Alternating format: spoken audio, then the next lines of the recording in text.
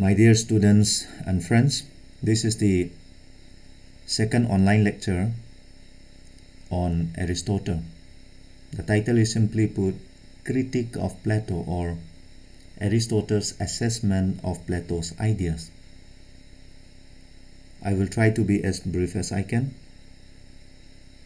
In case you miss out something, don't worry for that. I will be sharing the notes that I use to make this lecture, so you can compare the notes along with the PowerPoint presentation that I use here. And for those who are staying in a place where there is no proper internet connection, I will also be sharing the audio so that it may be easier to listen for you guys.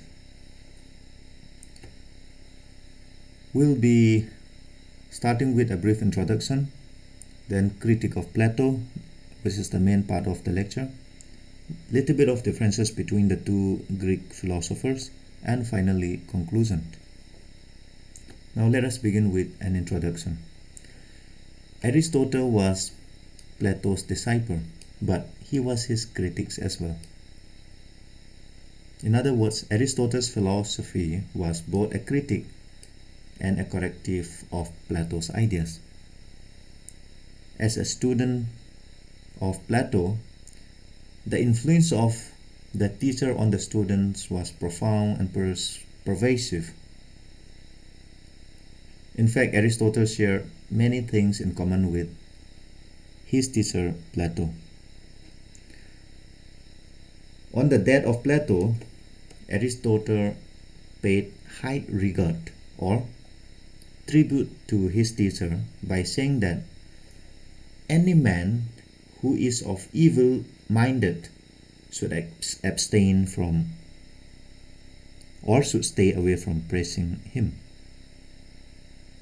He also says that Plato is such a great man that he was able to show in his life it was possible to be good and happy at the same time. Comparing the two, one is acclaimed to be a scientist, while the other a philosopher. One a reformist, the other a radical. One willing to work and build on the actual state, the other is anxious to recast the state afresh.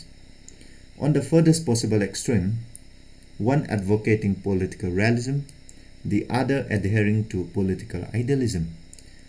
One beginning with particular and ending at general, the other starting from the general and coming down to particular.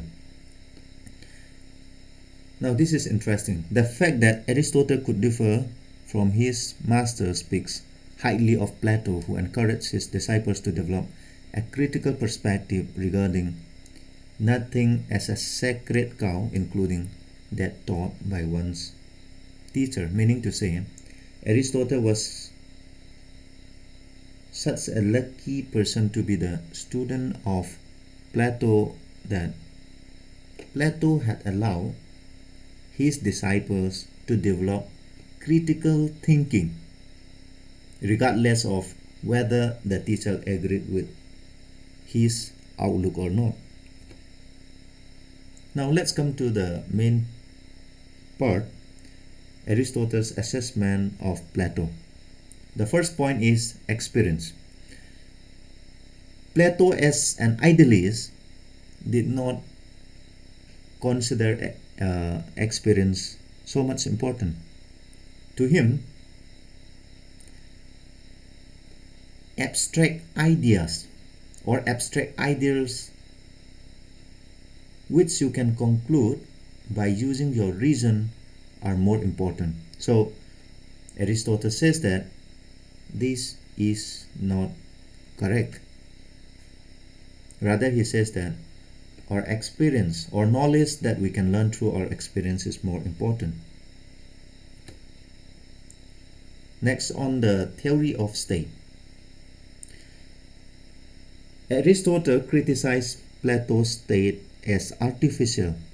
It is a creation of human being when the three class of society or people comes together. There is the producers, the auxiliaries, and the rulers. Because for Aristotle, state is a natural organization or natural institutions which resulted or which grew from the family. Third, on the question of the scheme of either state, Aristotle is once again unhappy with Plato that Plato is focusing more on unity rather than harmony. He says that Plato's emphasis on unity is more suitable or more appropriate for the household or for the family. So, since state is composed of different individuals, all different sections of the people, in other words, since state is a plural and diverse institution, cultivating rich social life or harmony is more important than unity. Fourth, on the question of justice, Aristotle once again did not agree with Plato because Plato emphasizes on duties rather than rights. So according to Aristotle, justice is not much of performing one's duties than enjoying one's rights. In other words, Plato gave more emphasis on performing one's duties and Aristotle emphasizes more on enjoying one's rights. Justice, according to Plato, is nothing but when the three different class of the state, that is, the producers, the auxiliaries, and the ruling class, perform their duties without interfering on each other's duties. That is what justice is all about. But for Aristotle, it is more of enjoying one's rights than performing one's duties. In fact, Plato's justice was ethical in nature, while that of Aristotle juridical or more specifically legal in nature. Now, on the question of three classes. For Plato, there are three classes in a state: the producers, the auxiliaries, and the rulings. Now, the auxiliaries and the rulers collectively made the guardian class. Out of these three classes, the ruling class, all the rulers enjoy all power of the state. So, according to Plato, these three different classes have their own assigned duties. The duty of the producer is to produce goods and services. The duty of the auxiliaries is to defend the state. And the duty of the ruling class is to rule the state. In other words, all power of the state are enjoyed by the ruling class alone. So Aristotle is not happy with only one class controlling all political and administrative powers. He believed that there should be circulation of powers, or even from the common people, if any one of them is capable of being a ruler, they should be given the opportunity to rule. But Plato did not give that opportunity. Point number 6, on the question of philosopher rulers. Now, similar to the previous point, Aristotle was critical of Plato's theory of the philosopher ruler because he thought that if only one group or one section of the society are given political power permanently, there will be dissatisfaction, dissension, or discontentment not only among the ordinary citizens but also among the high-spirited and the soldiers. 7. On the question of laws. Plato, while writing his famous book, The Republic, did not give importance to the laws. He thought that once the philosopher kings become the rulers, once the most educated groups, the wisest groups, all the most virtuous groups become the rulers, there will be no need of laws. But Aristotle realized that however good a person is, it is always better to have a law. In other words, rule of law is always better than rule of man, howsoever wise those rulers might be. Of course, even Plato realized in his later days the importance of laws when he writes his book, The Laws. Now, the 8th point is on the question of communism. Plato introduces communism of wives and property. In other words, he thought that since the guardian class has to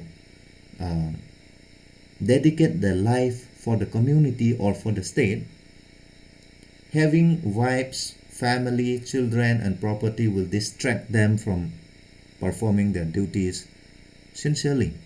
So, Plato suggested that the guardian class, the ruling class, should not have property, should not have wives and children, and should not have their own family.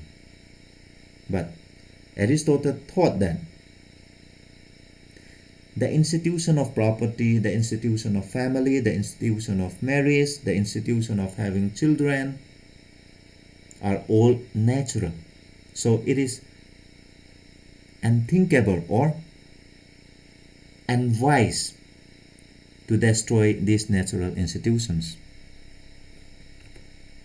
Now, the 9th point is on the question of democracy. When it comes to the question of democracy, both Plato and Aristotle are not much in favor of it. Of course, Plato was more against democracy. But though both of them has dislike for democracy, unlike Plato, Aristotle was willing to accept democracy as unavoidable. Of course, in the present war, democracy is considered the most popular or the best form of government, but during those days, philosophers were not much in favor of democracy. However, Plato was more against democracy than Aristotle. Now let's come to a little bit of difference between Plato and Aristotle. Plato was the teacher of Aristotle. Aristotle was the student or pupil of Plato. Plato is father of political philosophy, meaning he was a philosopher, whereas Aristotle was the father of political science, and hence he was a political scientist or simply a scientist. Plato follows deductive methodology from the general to particular, whereas Aristotle follows inductive methods from particular to general. Plato portrays an unrealistic or unrealizable utopia, that is the ideal state, whereas Aristotle was concerned with the best possible state. In other words, Aristotle was more a practicable man than Plato. Now, conclusion. Despite Aristotle's criticism of Plato, there were many similarities which could not be overlooked. Like Plato, Aristotle ensured that the sovereignty of law with the rulers as its guardians. Aristotle's description of the state as evolving from the family, the patriarchal nature of early stage, the need for a state by everyone except an angel or a beast, war as a means for peace and not as an end in itself, the role of education, mixed constitutions, the roles of agriculture and retail trade were some of the common points which both the philosophers have. Aristotle retained and refined many of Plato's ideas, but his contribution was in building a philosophical system based on empiricism. Thank you so much.